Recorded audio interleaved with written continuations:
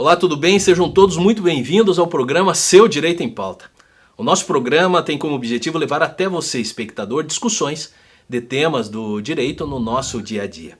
Aqui vamos conhecer um pouco de como o direito pode e deve ajudar você a exercer sua cidadania. E hoje segure o estúdio, porque está pesado aqui em razão do currículo e da personalidade de uma das pessoas que é referência no direito criminal hoje, Dr. Elias Matarassade. Seja muito bem-vindo. É um prazer estar aqui com você, Marinho. Principalmente por ser uma pessoa também versada em ciência jurídica, uma pessoa que nos acompanha e que acompanha toda a crônica, né, do mundo judiciário. É um prazer muito grande estar aqui.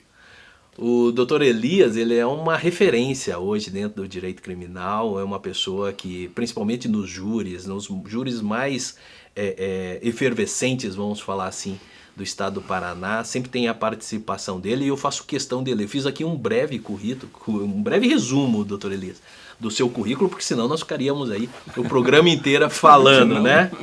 Dr. Elias Matarassade, advogado, ex-presidente e membro fundador da Abracrim Nacional, Associação Brasileira dos Advogados Criminalistas, ex-presidente e membro fundador da APACRIME, Associação Paranaense dos Advogados Criminalistas, membro da Academia Brasileira de Direito Criminal, membro efetivo do IAB, Instituto dos Advogados Brasileiros, foi vice-presidente da Comissão Nacional de Defesa das Prerrogativas Profissionais do Conselho Federal da OAB, gestão 2019-2021. Mais uma vez, doutor Elias, seja muito bem-vindo. Eu que agradeço. Estou ao teu dispor. Tá. Primeira pergunta, quando a gente fala em direito criminal ou direito penal, muitas pessoas têm um certo preconceito com relação ao advogado criminalista, porque dentro da configuração, né, principalmente na questão de júri, dentro da configuração existe de uma ação penal a figura do juiz, a figura do promotor, que é aquele que defende a sociedade, e existe a figura do advogado, que pode ser assistente de acusação, mas muitas vezes ele está na defesa do infrator. Como tramitar nisso? Como que o senhor vê essa situação? Como que o senhor trabalha esse tema assim e esse preconceito, vamos falar, que existe muitas vezes? Veja, na verdade, nós herdamos do direito romano essa garantia fundamental, né, que foi se aprimorando com o tempo. O curioso é que tem muito do cristianismo envolvido com a questão da nossa profissão de advogado criminalista. Vem Cristo e fala: não vim chamar os justos, mas os pecadores ao arrependimento. Aí você retira a questão de penitência. E penitenciária vem de penitência. Então, é algo assim muito ligado à filosofia cristã, onde você vai, digamos, aquela pessoa que efetivamente errou, ela vem, então, ao arrependimento, à penitência, cumpre aquela pedagogia da justiça e volta a viver em sociedade já recuperada. Pelo menos é o princípio. Mas é claro, se uma pessoa perguntar assim, a polícia funciona como deveria funcionar, a resposta é não, por falta de uma série de mecanismos de percepção que, às vezes, por falta de investimento, enfim, acaba não funcionando a contento. Tanto que, se formos fazer uma reflexão, a polícia sempre chega depois, se não sempre, 19 vezes em 20, chega depois que aconteceu. A justiça chega depois, o advogado chega depois. Então, nós temos que analisar um pouco essa questão do direito humano, de defesa de cada um, e humanismo também nos leva à filosofia cristã. Cristo foi talvez o maior dos humanistas que passou pelo nosso planeta. Então, todo o exercício da nossa profissão está ligado à solidariedade humana. Quando todos já abandonaram o acusado, inclusive a família, o advogado é aquele que vai ouvi-lo, né? Então, nossa profissão deve ser exercida com vocação, com ética, com compreensão de que sempre na história da humanidade nós tivemos as pessoas que violaram as normas da tribo, as normas da cidade, enfim, aqueles que violaram, aqueles que viram, aqueles que querem punir e aqueles que defendem. Agora, talvez como começou tudo isso, talvez aquela multidão querendo linchar o acusado, o culpado, com ou sem aspas, e de repente alguém entra no meio e diz, não, já chega, talvez queira, né, dizer, olha, olho por olho, não mais. Então, é aquela questão de evitar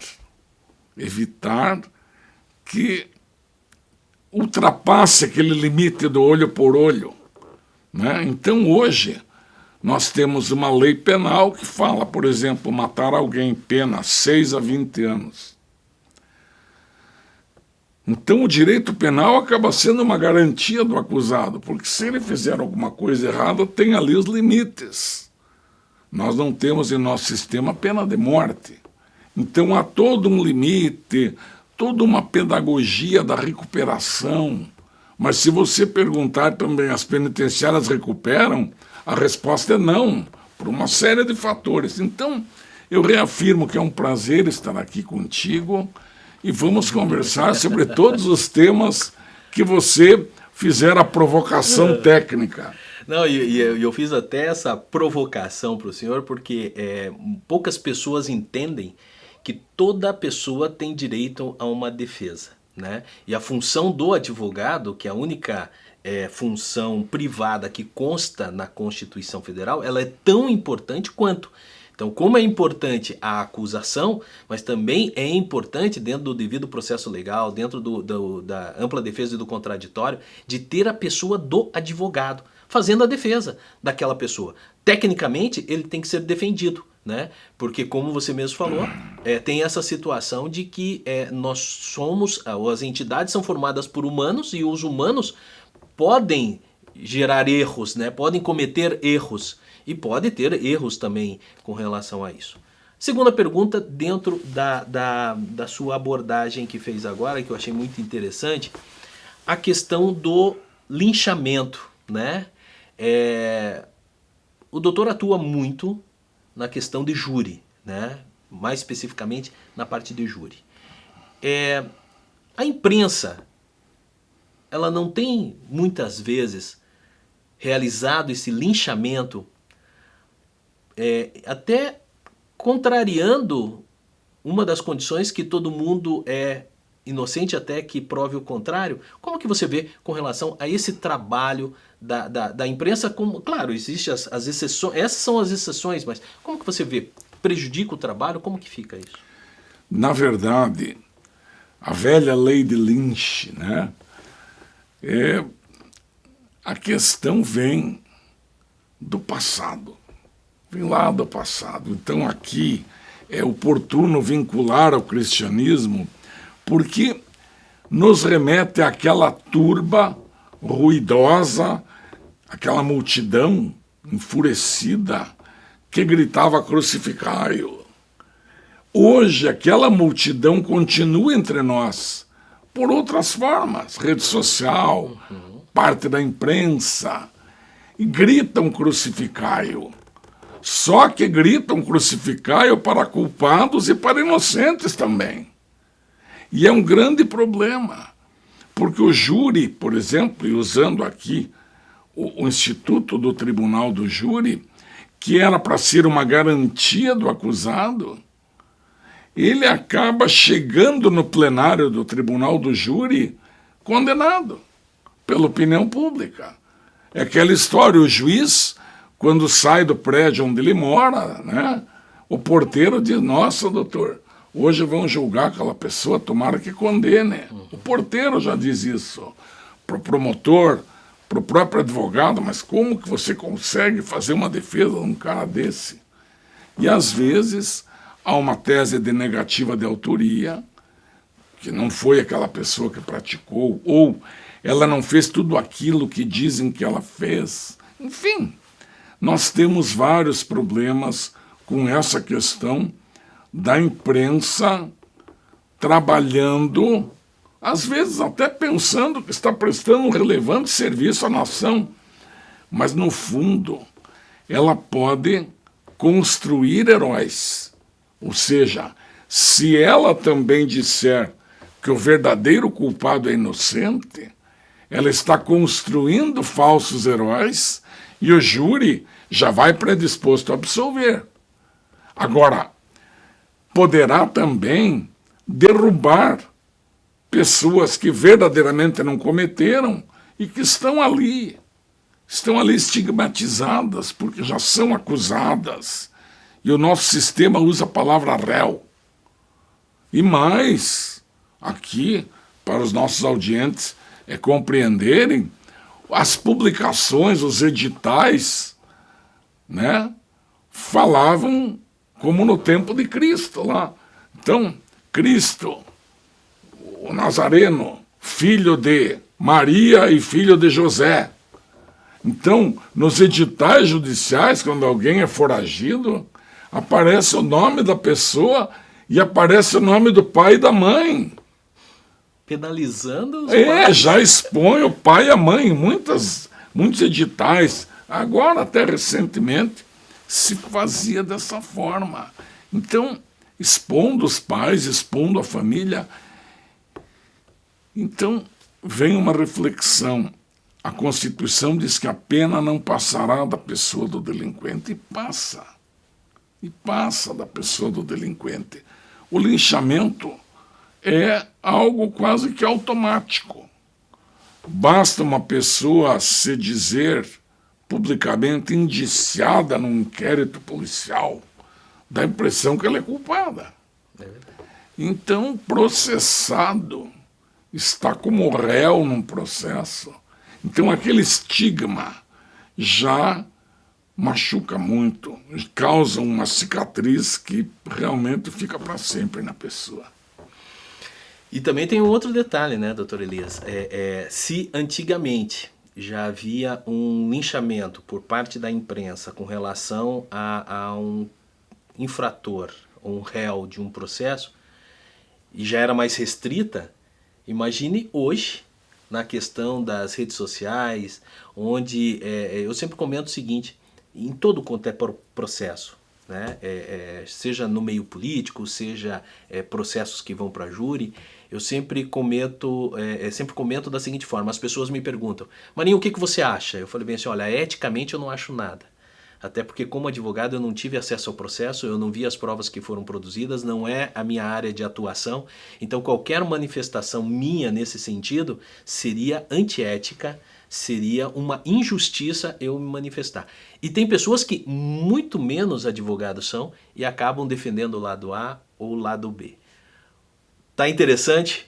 Eu sei que tá interessante sim. Nós vamos agora num rápido intervalo. Fique com os nossos apoiadores e não saia daí porque tem muita coisa. Nós vamos explorar o Dr. Elias aqui em todo o conhecimento dele, nesse caminhar magnífico que ele teve na área do direito. E nós vamos tirar muito mais informações. Fique aí que nós já voltamos.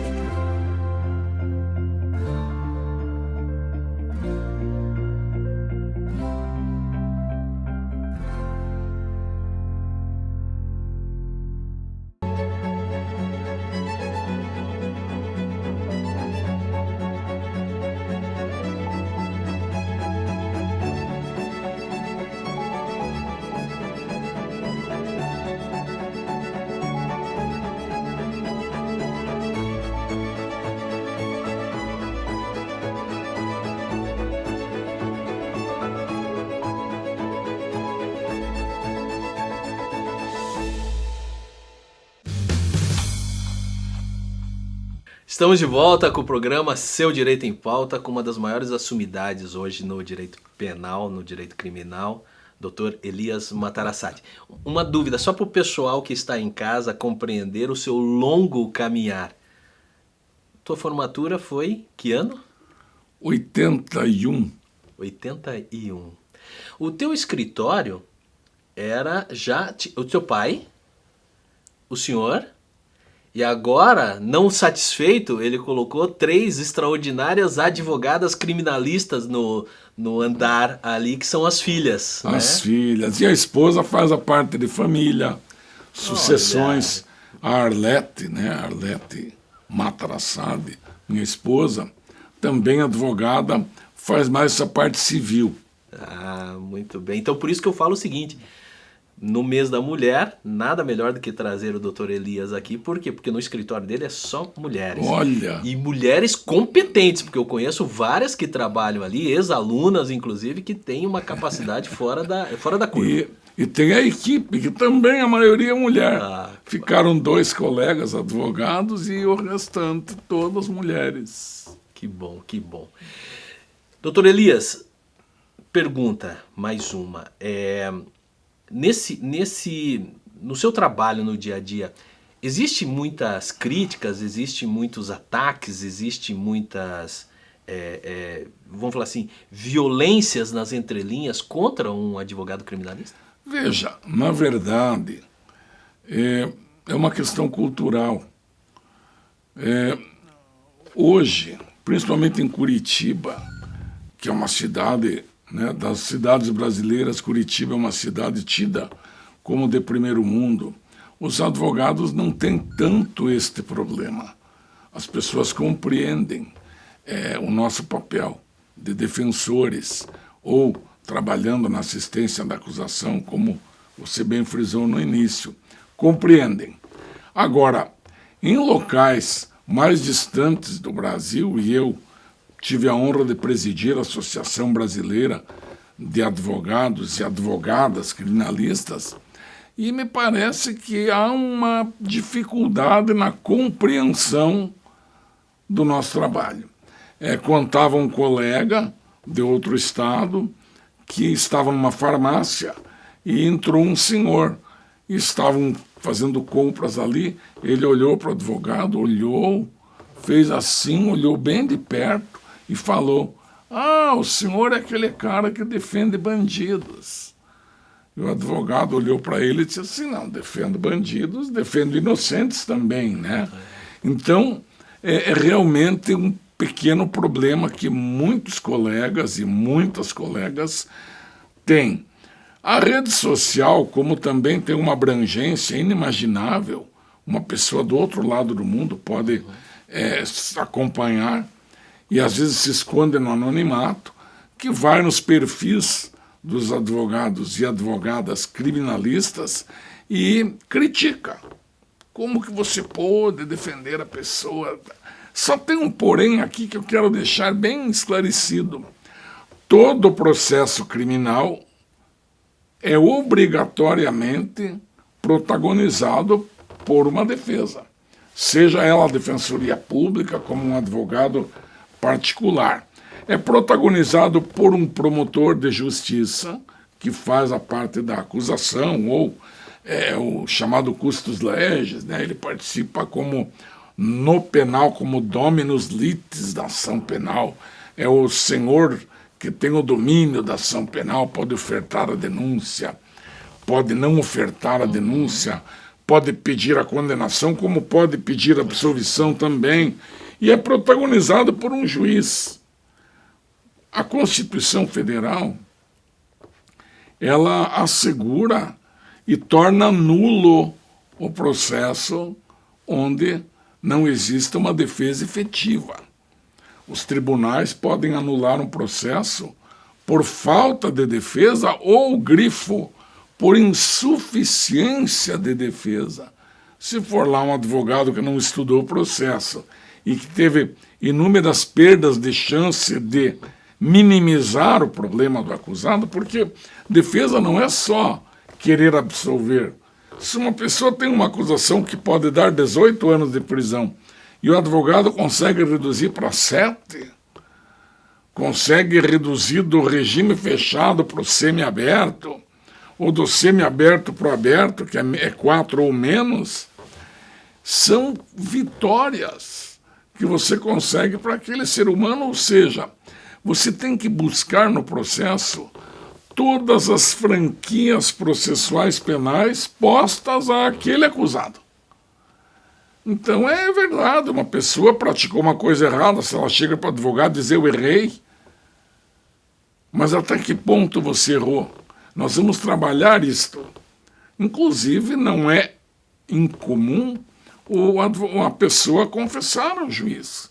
A confissão tem atenuantes, etc. E pode-se buscar ali uma melhora na condição daquele acusado. Então, advogar não é só defender a ponto de querer absolver. Então, nós pensamos assim, a absolvição é o ideal.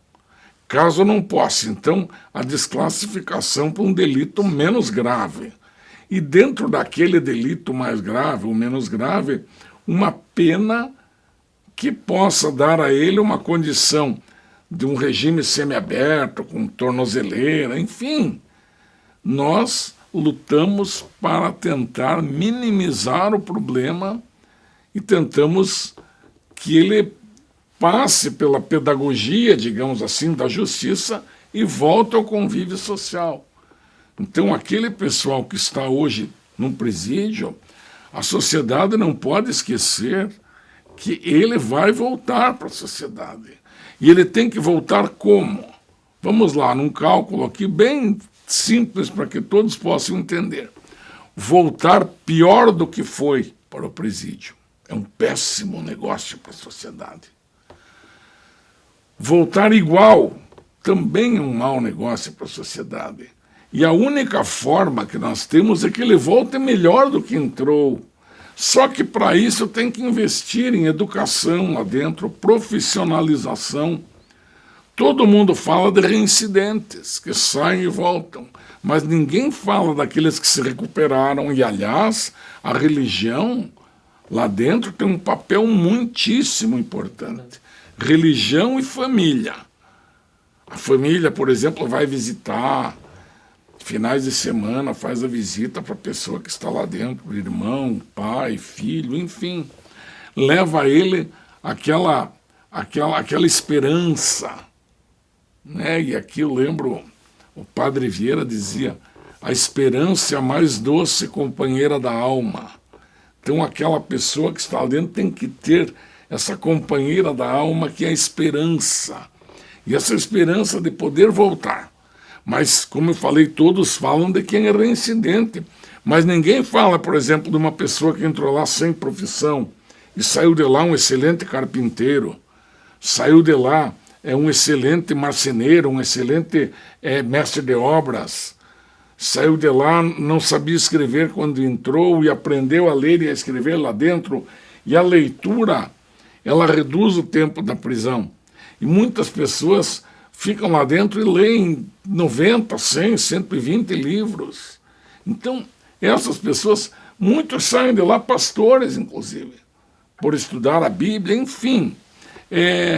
Nós temos que pensar muito nessas pessoas que estão lá, que temos que ressocializar. Agora, tivemos uma pergunta assim numa palestra, uma vez um aluno levantou e disse, e aquelas pessoas que não eram socializadas e foram para lá, não tinham nada aqui fora e acabaram indo para lá. Como são essas pessoas? Então, se der tempo ainda, eu te conto como é isso. Veja só, uma moça que estava na penitenciária feminina, quando chegou o momento dela progredir de pena e sair, ela não queria sair, porque ela não tinha para onde ir. Conversando com ela, uma senhora que eu defendi, estava conversando com essa moça, essa senhora me falou, olha, ela nasceu na rua, a mãe dela era moradora de rua, ela nasceu na rua, ela nunca teve um guarda-roupas. Aqui ela tem um lugar para guardar a roupa, ela nunca teve amigas. aqui ela fez amizades. Ela nunca teve um lugar para chamar de seu, aqui ela tem a cela dela. Ela nunca teve as refeições nos horários certos, aqui ela tem refeições, aqui ela tem cama para dormir, coisa que ela não tinha. Então, a sociedade tem que se preocupar muito com este problema social. O nascimento do crime, às vezes, que nós chamamos de criminogênese. Onde nasce o crime? Como que começa isto? A sociedade tem que se preocupar com isto. Não basta cobrar do cidadão. Temos que, claro, oferecer, né? E essas famílias que pagam tributos, pesados tributos, têm que exigir dos governos que atendam essa classe desassistida. O senhor acha que como que o senhor vê o sistema penal, o sistema carcerário hoje, prisional, hoje no Brasil? O senhor mudaria alguma forma? O senhor acha, o que melhoraria? Veja, a política do superencarceramento é uma filosofia. Você vê, os Estados Unidos passaram de 1 milhão de aprisionados longe. Eu não sei bem a cifra, mas é uma cifra assustadora. A China tem uma cifra assustadora. O Brasil está aí na faixa de 1 milhão quase. Tá? O primeiro problema que eu gosto de colocar é uma afirmação do nosso professor Jacinto Nelson de Miranda Coutinho. Ele diz assim: o problema não é saber quantos estão lá dentro, é saber ou é refletir que nós não temos certeza se toda aquela gente é culpada. Será que toda aquela gente é culpada? Primeiro ponto. Segundo ponto, se nós temos, vamos colocar aqui para um exemplo, um número redondo de 1 milhão de presos, né? Nós temos 1 milhão de café da manhã por dia, 1 milhão de almoços, 1 milhão de lanches, 1 milhão de jantas, né? 1 milhão de lugares para acomodar essa gente, luz elétrica, água, pessoal para cuidar. Então, realmente é um investimento imenso, é muito grande. É uma cidade. Sim, é um mundo, digamos assim. O que vem, então? O sistema carcerário hoje, ele ressocializa ou ele marginaliza ainda mais aquela pessoa, estigmatiza? A pergunta é, para quem está nos assistindo, você empregaria, por exemplo, na tua casa, como secretária do lar, uma pessoa que voltou do sistema penitenciário, uma mulher ex-presidiária? Primeira pergunta. Você contrataria um ex-presidiário para trabalhar? Normalmente as pessoas estigmatizam e não contratam. Entre contratar um ex-presidiário e uma pessoa que não teve nenhuma passagem, as pessoas preferem contratar aquele e não este. Então, o problema é um círculo vicioso. A pessoa acaba, por exemplo, não conseguindo sair de lá, não consegue, digamos, se encaixar na sociedade. Daí a importância da família para acolhê-lo. Por isso que tem visita da família, visita íntima, mas eu creio que nós estamos perto de vencer o bloco. Mas muito, muito bacana, eu sei que você está gostando e tem algum detalhe, eu acho que também acrescentaria somente a questão de criação por parte da administração pública de políticas públicas, né? Se por acaso existe uma dificuldade, foi feito um levantamento da recolocação profissional dessas encarceradas no mercado de trabalho, então tem que ser criado políticas públicas no sentido de transformá-las em empreendedoras, delas poderem conduzirem o seu próprio sustento, o sustento da sua família, né? Muito bacana que esses dias atrás eu estava num culto no sábado e o pastor Michel Piragini, que é o nosso pastor, vai assumir agora final de março como pastor titular aqui, e ele estava falando que ele tinha recebido uma ex-encarcerada. E ela veio e falou bem assim: pastor Michel, as minhas colegas assistem todos os cultos aqui da PIB. E gostaria de pedir o seguinte, manda um recado para elas. E ele pegou e mandou um recado no culto, dentro da pregação dele, pediu para a câmera pegar toda a igreja, todos os irmãos mandaram um tchauzinho. Então, ou seja, isso é inserção, né, dentro dos direitos humanos, dignidade da pessoa humana. Errou, pagou, tem que eliminar e agora tocar a vida. Já voltamos aí, não saia, por favor. Fique com os nossos apoiadores e nós já estamos de volta.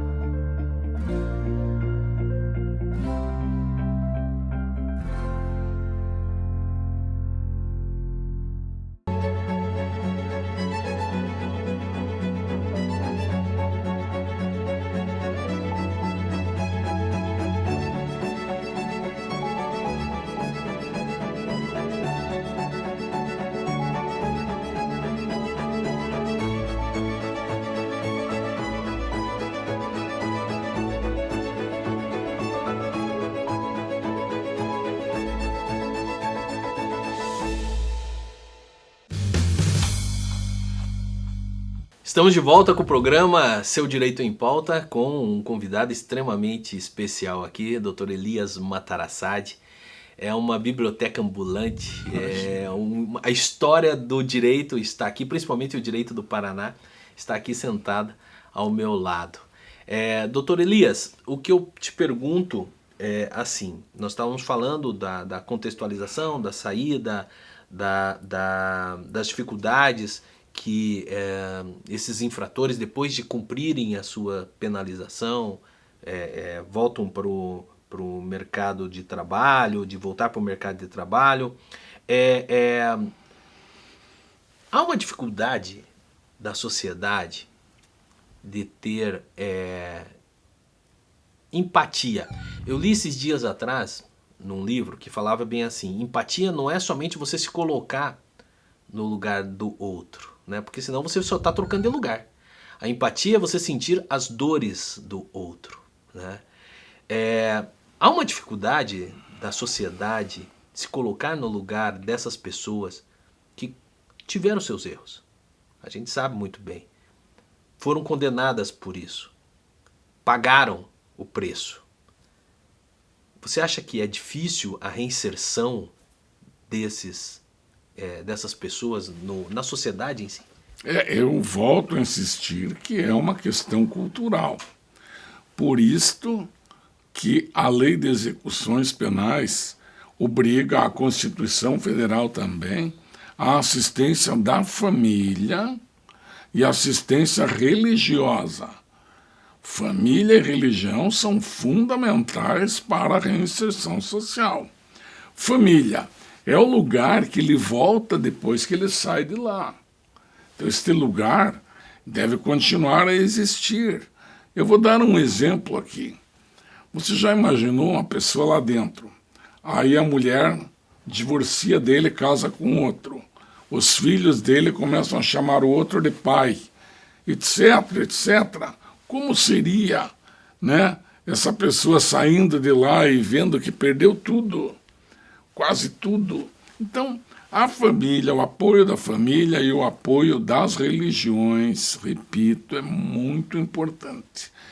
Tem um ditado entre nós que diz assim: as paredes dos presídios e as paredes dos hospitais já ouviram mais orações sinceras que as paredes dos templos.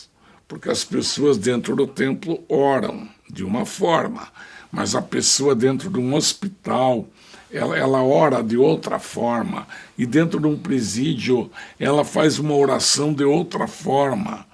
Parece que há uma entrega ali, há toda uma lágrima que corre durante esta oração. Então, isto a sociedade não avalia. Isto a sociedade não avalia. Então, esquecem de todo o castigo, e hoje a pena é castigo. Hoje a pena ela é posta com caráter retributivo, ou seja, é um mal justo por um mal injusto. Mas este mal justo é um mal justo pelo mal injusto que a pessoa praticou. Não deixa de ser um mal. Então a pena acaba sendo um mal. Então, dentro desse quadro aí de uma maldade, digamos assim, legal, de encarcerar alguém, tem que ter todo um aparato interno. E numa ocasião escrevi uma pequena crônica que a pessoa está lá dentro e diz, ok, eu quero fazer o que o sistema manda, eu quero me ressocializar. Em quais portas eu devo bater aqui dentro do presídio? Por exemplo, bati aqui, eu quero me ressocializar esta porta. Por que portas eu entro aqui? Então, essas portas devem existir dentro dos presídios. Hoje, as religiões dentro dos presídios são vetores de ressocialização, indiscutivelmente. A visita de familiares, vetores de ressocialização. Esperança, quando eu sair daqui, eu volto para minha família. Agora, um sistema mal administrado acaba dando lugar para facções criminosas que acolhem, de uma forma ou de outra, acabam acolhendo. Então, com outro propósito, que é de constituir um esquadrão para a violação das leis lá dentro e quando saem. Então, eu penso que é uma equação difícil de resolver. Liberdade e restrição. A restrição e a liberdade, como se administra isso? Me diga uma coisa, uma dúvida que me surgiu agora. O senhor acha que, como nos Estados Unidos, existe uma privatização dos presídios? Essa seria uma saída para o Brasil? O senhor vê se isso é um caminho, não é um caminho?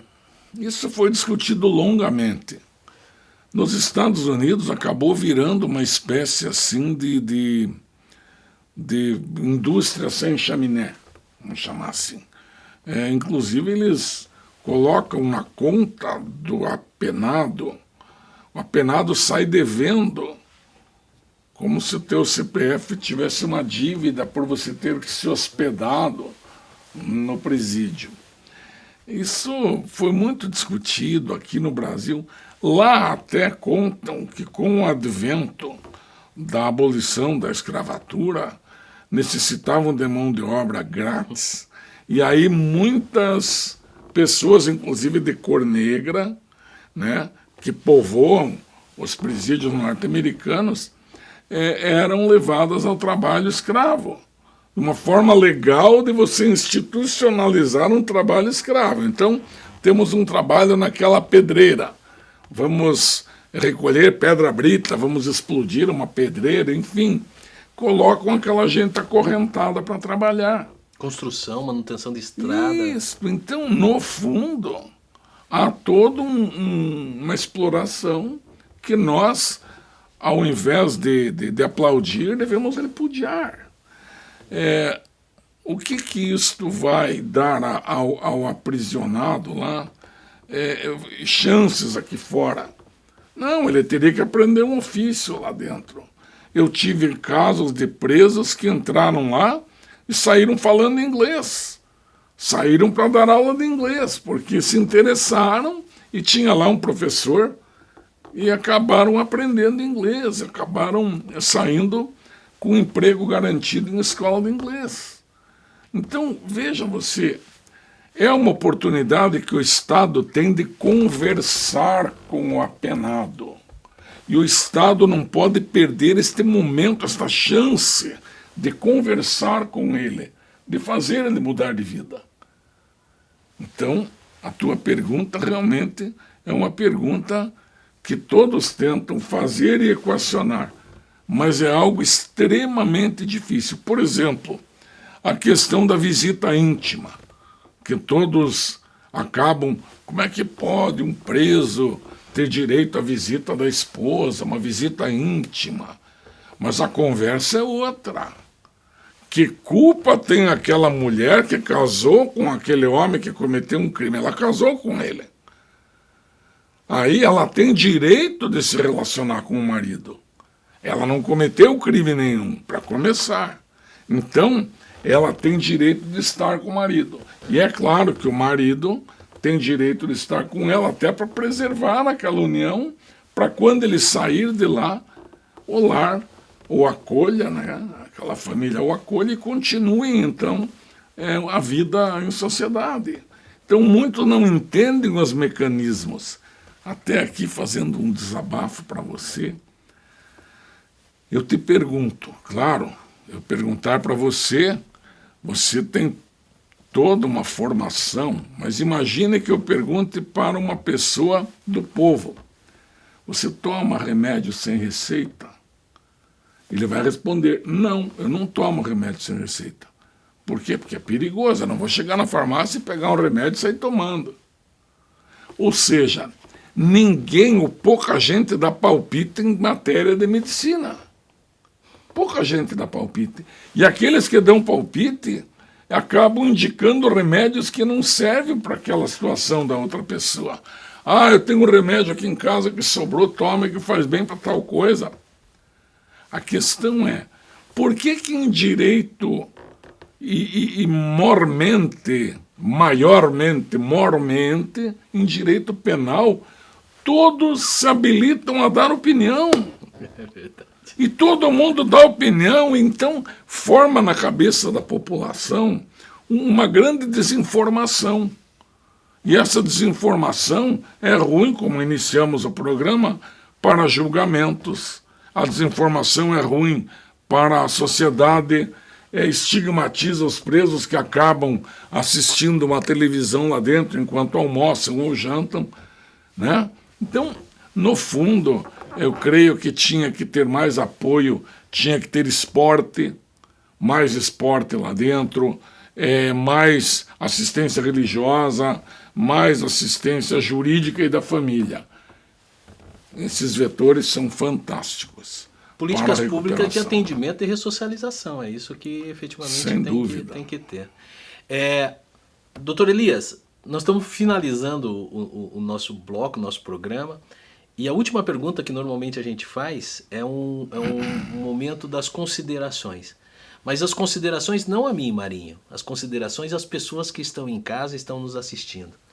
Dentro do tema tão difícil que a gente trata hoje, dentro do tema tão complicado que é o dia a dia, o que o senhor poderia dar uma mensagem para essas pessoas que estão em casa nos assistindo com relação a essa parcela da sociedade que está lá, cumprindo a pena, ou alguns até inocentemente, mas cumprindo pena pela qual eles foram condenados? Eu quero só dar um exemplo aqui que talvez retrate todo aquele mundo oculto, em paredões.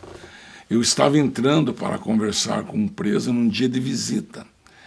E eu vi uma mulher saindo de lá, que foi visitar o marido, saindo de lá puxando uma criança de 6 anos. Puxando e a criança freando, digamos assim, não querendo sair. E a criança dizia, me deixem aqui, eu quero ficar com meu pai. Eu não quero ir embora daqui, eu quero ficar com meu pai. E chorava copiosamente.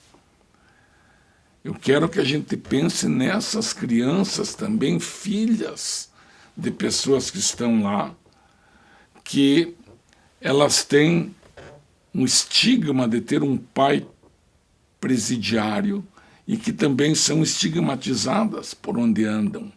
Então, o sistema, nós temos que investir com esse olhar humanista.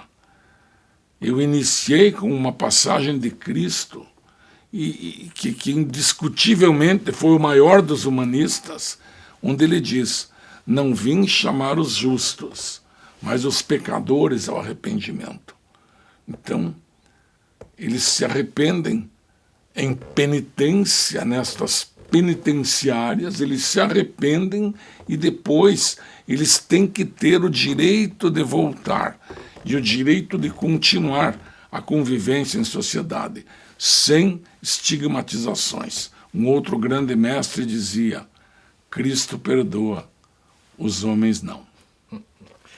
Doutor Elias, muito obrigado por o senhor aceitar o nosso convite de estar aqui. Contamos com a sua participação em outros momentos. É muito, eu vou confidenciar assim, é muito gostoso ouvir o seu conhecimento, sua profundidade, a sua forma com que você vê e a paixão que o senhor tem com relação à sua profissão, mais de 40 anos, fora o tempo do pai e agora ainda passando para os filhos, e que eu acho que aí é um caminho de sucesso e necessário para a defesa das pessoas. Bom, gente, infelizmente chegamos ao final de mais um programa Seu Direito em Pauta. O nosso muito obrigado por você ter ficado até o final. E peraí, tem uma situação que eu gostaria de pedir. Sabe as nossas plataformas digitais? Gostou do nosso programa hoje? Você quer assistir novamente? Então faça uma gentileza. Siga esse programa e tantos outros que nós já tivemos, estarão disponíveis em nossas plataformas digitais, YouTube, Instagram, Facebook e no Spotify. Não deixe de se inscrever em nossos canais, curtir, comentar, compartilhar com os amigos. É @Seu Direito em Pauta. E aqui, o cidadão bem informado tem os seus direitos preservados. Até o próximo programa.